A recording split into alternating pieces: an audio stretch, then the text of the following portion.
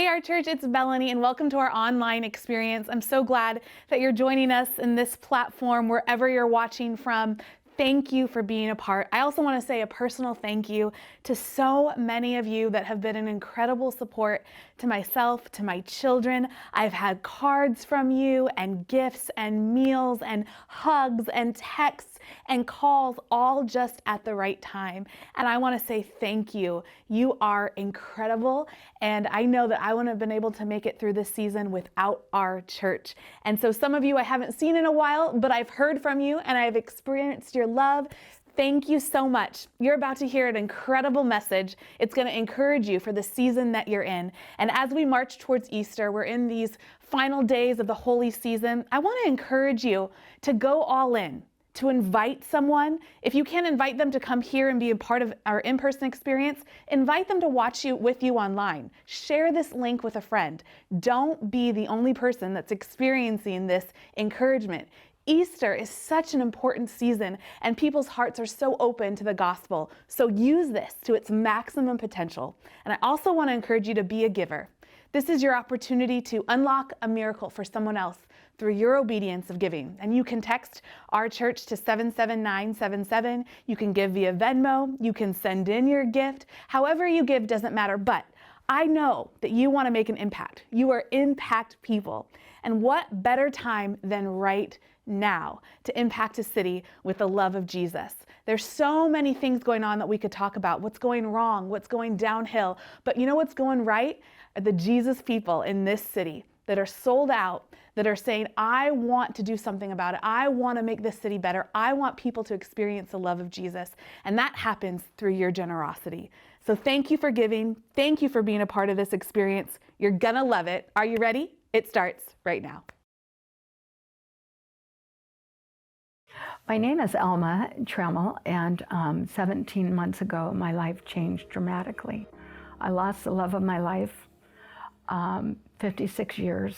I met him when I was 12 years old. I didn't want to go forward. I just wanted to stop my world. Learning to live again has been a real struggle.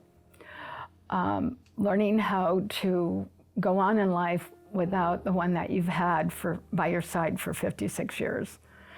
And I have not been happy. I couldn't feel God. I had neighbors wanting me to go to church and go to a grief class, and I'd say no.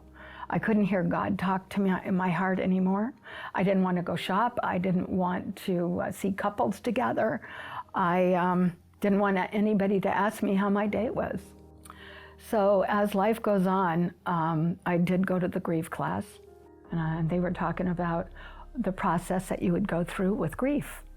And I just didn't even want to grieve. I didn't even want to go through the process of hearing anger, sad, bitterness, whatever.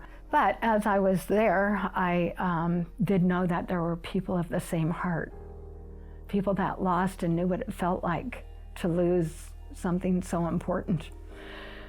So I stood up and I felt like I was in AA, and I said, you know, I don't have a friend anymore.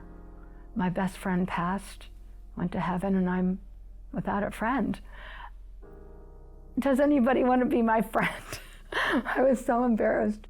After that, I went to church, and I thought, well, I can take a big step and go to church. I called my daughter and I said, daughter, I went to church and it just doesn't feel good. And she goes, Mom, you'll never have to go to church alone. I'll go with you. And she goes, let's try this new church that I've heard about. It's called OURChurch. So we went, which is this church, and it is our church. It's everyone's church. As soon as you say the name, our church. So I say to a friend, I go to our church. Well, it means her church. It means your church. It's everybody's church. You can't walk in without 10 people saying hi to you. Felt good right away. It's really opened up my life again. And do you want to be my friend? When I heard that, I stood up and said, do you want to be my friend? Well, you go on to listen to the sermons. This is your friend, then your friends. And it's wonderful to know that I was losing my connection, and I have my connection here. It's amazing. So I would go home and tell all my friends about these sermons. I would say, oh my goodness, So I would go home and rewatch the sermon on the web, and then I would take it to them and show them. And then they'd go, well, I'd like to come. Life is beginning again for me. I can't thank you guys enough for having an open church where you rip out the religion and you really speak to the heart, which lasts you all week, all month, every day. I drive from the Key Peninsula, and so this is true to life. This is the way it's supposed to be. Every week that my daughter and me come here, we have a message that lasts us all week. It doesn't just go from Sunday to Monday. It's something you fall back on all week, every month. And so with that, sharing that with all my friends has made this church our church. Yeah. Very sweet. Yeah. I hope you're inviting people. Let me read to you a proverb. I like Proverbs.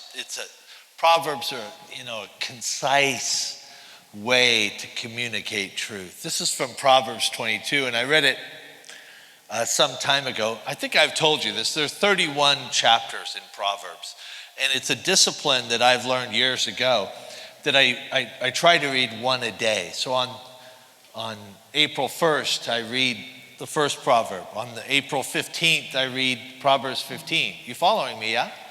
So just so you always get a little something. Even if you have a super busy day, you can read one chapter in Proverbs. Well, this sentence grabbed me. A prudent person foresees danger. That's the definition of prudence. It's not just conservatism. It's not just defensiveness. It is looking ahead and seeing opportunity and threat. That's what we do. And it makes adjustments based on the threats or the opportunities. That's what great business people do. That's what great families do. They look ahead and say, if this continues, this may happen. If we make this change, we may get that opportunity. If you get it, say, I get it. But then it says, the simpleton. It doesn't mean somebody's not smart. It just means somebody chooses to ignore the complexities of life. That person, the simpleton, just goes blindly on and suffers the consequences. Some people get results, is another way of saying it, and other people get consequences. And you got to decide which kind of person you want to be. It takes insight and thoughtfulness. Today I want to have some thoughtfulness about friendship, because we're in this collection that we're calling Will You Be My Friend? And we've been talking about the friendship because we do this in this country politically more than any time in my lifetime. And I'm only 23, but still, it's like, a lot of this, And then the pandemic made us do this, where we couldn't see each other unless it was on a Zoom call. So 11 times in the Bible, Jesus said, the kingdom of heaven is like. It said the kingdom of heaven is like a man who's planting a seed. And then he says the kingdom of heaven is like, and he gave another picture. So today I want to use a Jesus technique and say what friendship is like. And this is the most important friendship in history right here. This is a painting of the disciples at the Last Supper. And you may recognize it with a twist. You say, didn't Da Vinci paint the Last Supper? And he did. But the artist Andy Warhol did his interpretation of it, and this is it. It's quite famous. Brandon and Luke and I were in Pittsburgh together for a couple of years ago for a couple of meetings, and our hotel was right down the street from the Andy Warhol Museum. Do you all know Andy Warhol? Wave your hand if you've heard of him, right? He's a very famous artist. He was born in Pittsburgh, raised as a young Catholic man. His mother didn't even speak English. She was from Czechoslovakia, Hungary, in that area. And they went to a Catholic church that spoke Russian. He went to church 3 times every weekend. And he's not famous for being a Jesus guy. He's famous for living a decadent lifestyle and beautiful art. But he did this reinterpretation, isn't it great, of the Last Supper. And when he does so, he portrays the most important friendship in history. There are no more important friendships than the relationships right here. And some of you are trying to think, even as I say that, you're trying to think about really important friendships. John, Paul, George, Ringo. No, this is bigger, right? I don't know, who else is on your list? And in this friendship, Jesus is in the middle. By the way, the kingdom is like, in kingdom friendships, Jesus is in the middle. And you have all this diversity here. These three people arguing.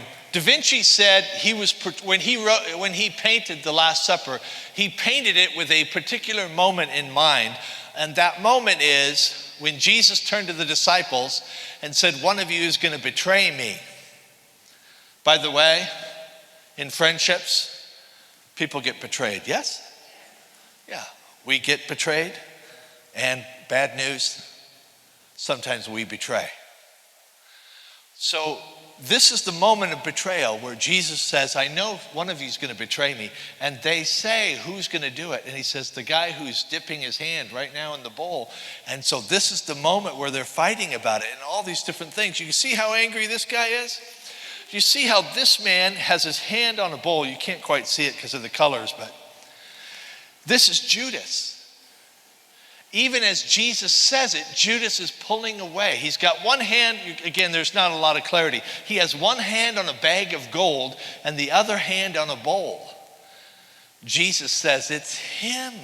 This guy, as he says it, you see one guy saying, it's you. The other guys are saying, it's not me.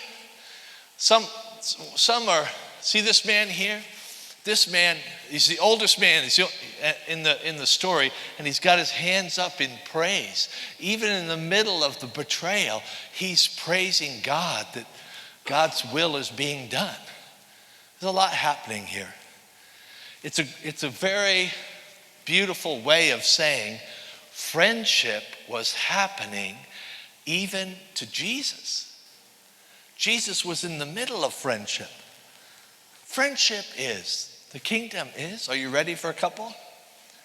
We're going to move fast, so I need response. Yeah. Otherwise, I'll just keep talking. Do you want it? This is going to turn into a hostage situation. Friendship is a network in the kingdom. In the kingdom, the Jesus way, it's a network. That's what friendship is. You know what a network is? A network is where I'm connected to you, but it's not just me and you. You're connected to her, and she's connected to them. There's an old game in the 90s. I don't know if you remember this. It's called 7 Degrees to Kevin Bacon. Does anybody remember this? And Kevin Bacon, do you know him? He's an actor.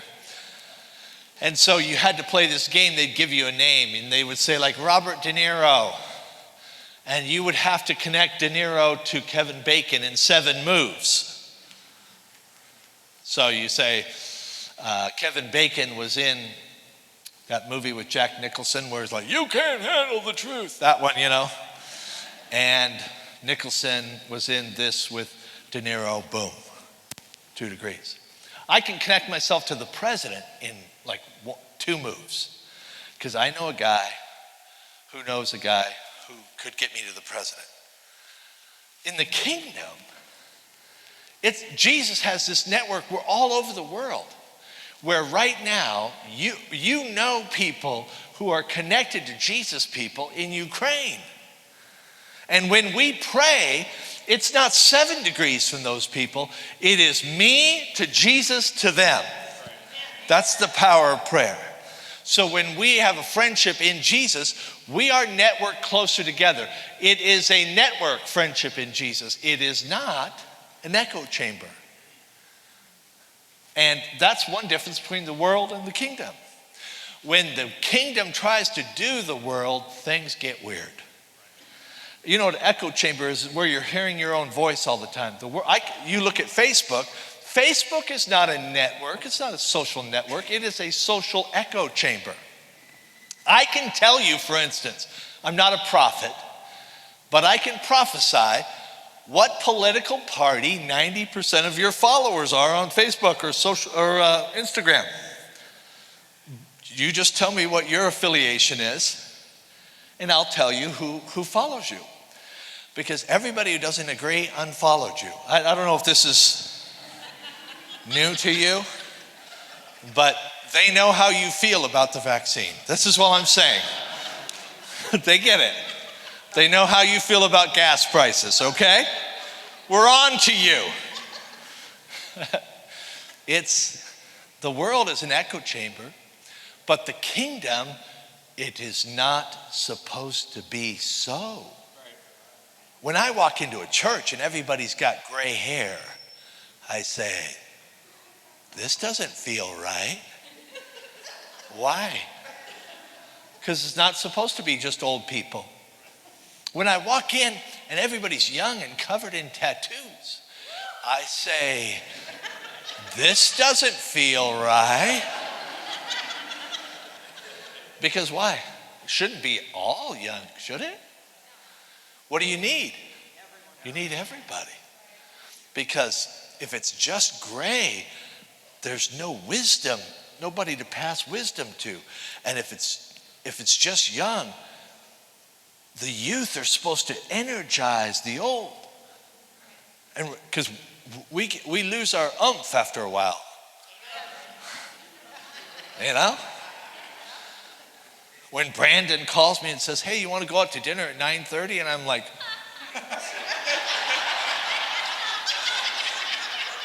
I'm going to be asleep for an hour at 9:30.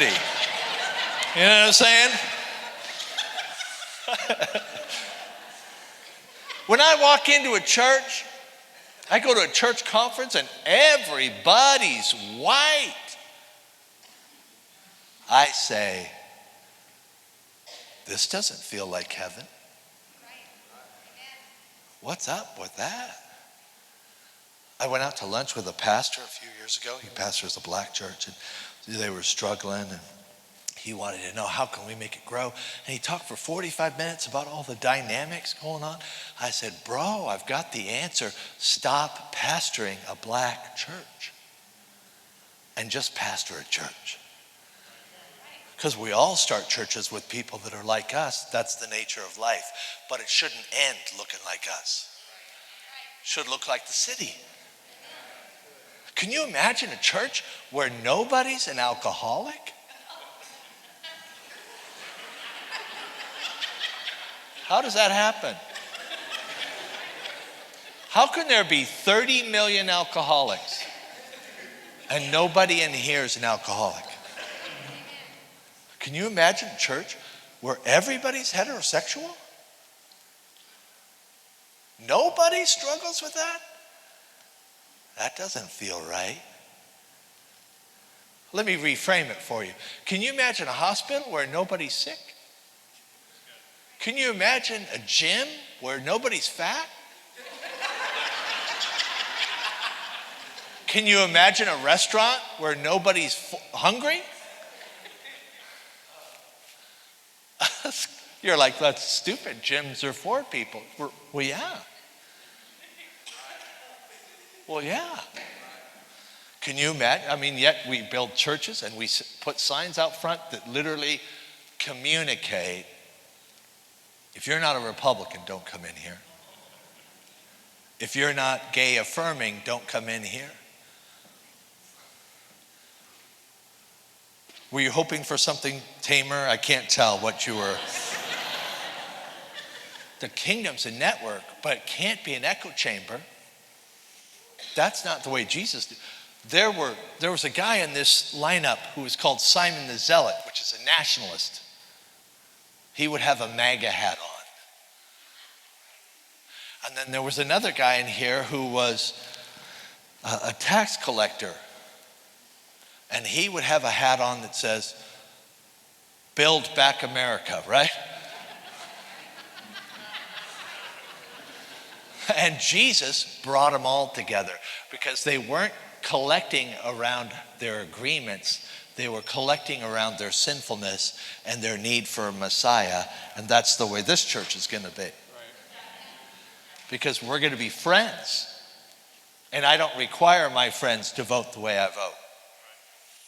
I require my friends to be my friends. We don't have to agree on sexuality. We're not here to hear Dean's views on sexuality. We're here to hear the Bible's views on sexuality. You know, you're not coming back, are you? I can't say.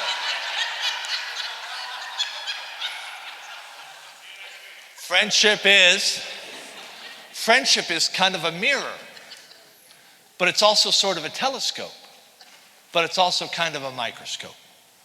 Friendship is a mirror because when I get close to you and I hurt you, it shows me things about me, and I don't like it.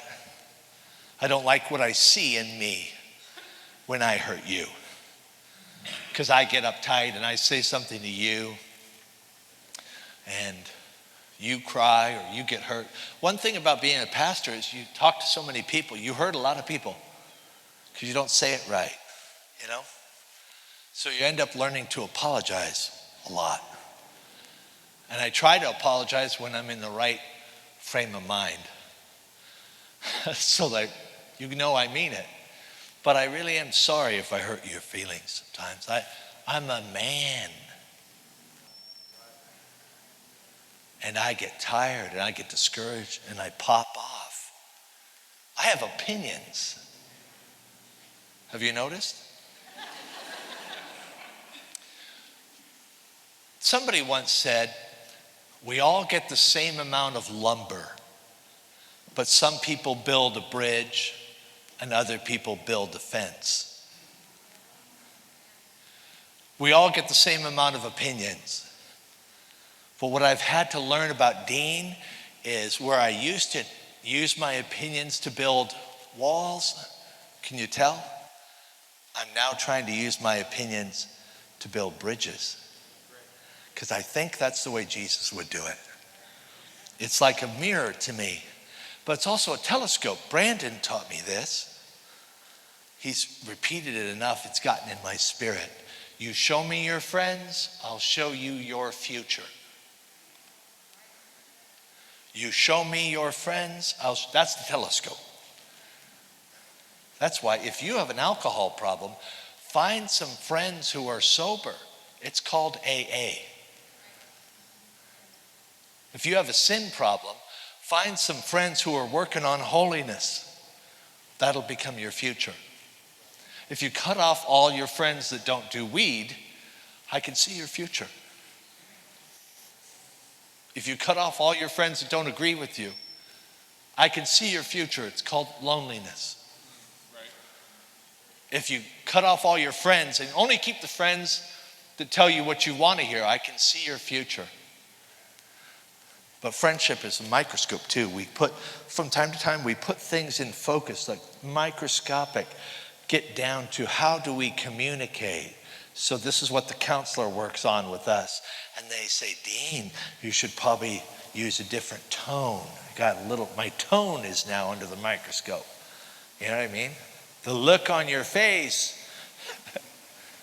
It's good though, isn't it? Only if you want to be better. If you want to stay the same, it's no good. Friendship is a network. It's not an echo chamber. It's a microscope and a mirror and a telescope, but it's not the gallows. This is my last one. I'm almost done. It's not the gallows. These people in this painting that Warhol did, they were all sinners. Peter betrayed Jesus. So did Judas. Judas hung himself. But Jesus didn't put him there. You know what the gallows are, right? That's where you walk up a set of stairs, you're elevated, and they have a wooden platform. You cannot see it from the ground, but there is a part of the floor that they can make go away. So you're standing right here, and then they gently put a noose around your neck, and you're fine. You're fine. As long as the floor is underneath you, the noose is not a threat. This is my picture of religion. You walk in and everybody's good. Everybody's good. Everybody good? We're good. we're all good, because the noose doesn't bother you until the floor drops out. And then they decide. Part of the torture of the gallows is, when are they gonna do it? And they drop the floor, and now we're not being upheld by our legs. We're being upheld by our neck, and you are dead. And the church is, I'm talking church universal. The church is emptying because people have figured out friendships in religion are the gallows. And the minute they make a mistake, yeah.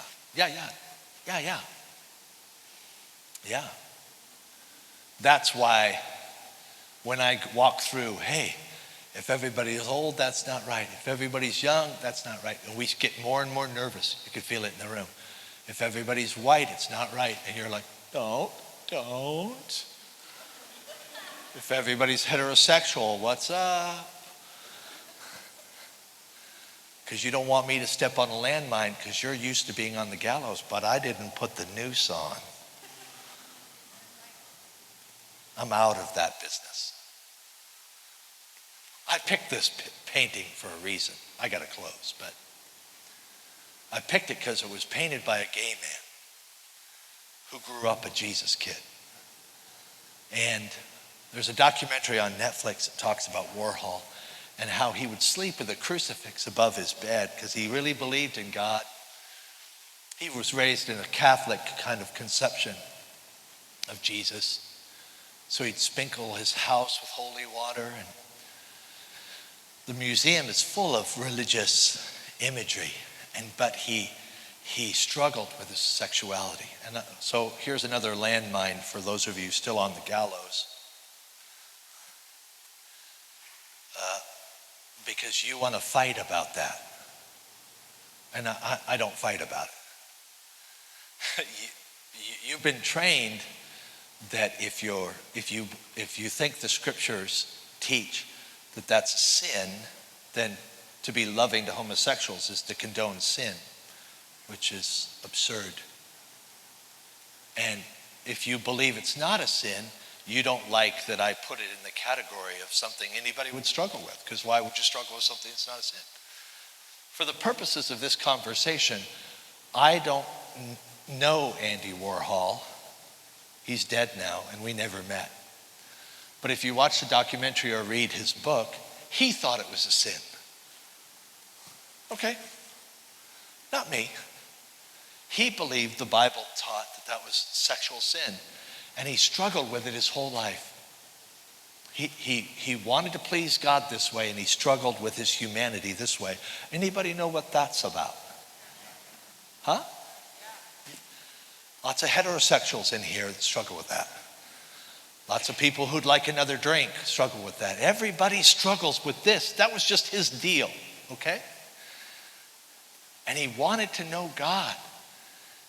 And he would come closer to God. And so I watched this documentary and I sent it to my son who loves Andy Warhol and my brother. And I texted my brother this. We were talking about the thing and Dave's like, yeah, the last episode's about it. He made it work for him and whatever. And I say, I'm hopeful I'm going to meet Andy Warhol someday. Grace is potent. And David says, 1 John 5:3, his commandments are not burdensome. He'll be there. And I said, tears to my eyes. And then David quotes verse 1. Everyone who believes that Jesus is Christ has become a child of God, and everyone who loves the Father loves his children too. Beautiful. What's verse 3? By the way, when David came to church this morning, he's in town. Afterwards, he said, I got to be more careful what I text you. Because, and let this be a warning. If what you text me is good, I may use it. If what you text me is bad, I will definitely use it. Loving God means keeping his commandments. Throw that whole verse up there, will you, Brittany? And let me just close by saying this. Would you stand to your feet? Here's my point today. If you're here today and it feels like God's commandments are burdensome to your friendships, you're like, I can't be friends with somebody who believes in abortion because I have to protect. I can see your future. You're going to live in an echo chamber. I can't be friends with a Jewish person. I can't be friends with somebody a different color than me. I can't be friends with a different generation. We wouldn't have anything to talk about. I can see your future. Friendship has become burdensome to you because God's commandments are burdensome. But what if his commandments were not burdensome? Loving God means keeping his commandments, and his commandments are not a burden. So if it's a burden, we're doing it wrong. If it's a burden, we're doing it wrong. Every head bowed and every eye closed. Brandon's going to pray for us, and I'm going to let you go. We've gone a few minutes over. But if you have a burdensome friendship, you have somebody who has a sin in their life they keep entertaining, it's hard for you. If you have a friendship with somebody who has a different point of view, policies or politics, or if you have a child that's difficult for you because of things that have happened, it's burdensome. Attending church is a painful episode because pastors have hurt you, churches have hurt you. Can we just lift the burden for a second? If you have one of those difficult relationships, you just raise your hand. It's hard for you to forgive. It's hard for you to get past. All over this place, you just raise your hand. And Brandon's going to pray that friendship would become a joy because you're not enforcing God's law. You're trying to live it out. You're trying to do the best Dean can do. And the best that Sam can do. And the best that Michael can do. And the best that Carol can do. Brandon, pray with you. Jesus, we need you to show up. Lord, we need you to help us be the best friend, companion that we can be. God, we thank you first and foremost for your forgiveness to us in the middle of our mess. We thank you that you have forgiven us. We thank you that grace is potent on our life. Lord, with as much forgiveness as we have been given, God, may we give even more. Lord, you know every relationship that is in this place today. You know every burden. You know all the troubles. God, I pray that you would help us be better friends, be better people, whether it's to be more kind, more understanding, to be more gentle, the things that we can find in you. Lord, you can help us do that. So God, give us the strength today, whether they're inside the Monarch, they're in the drive-in, or they're watching online, be with them today. We thank you in advance for what you're going to do.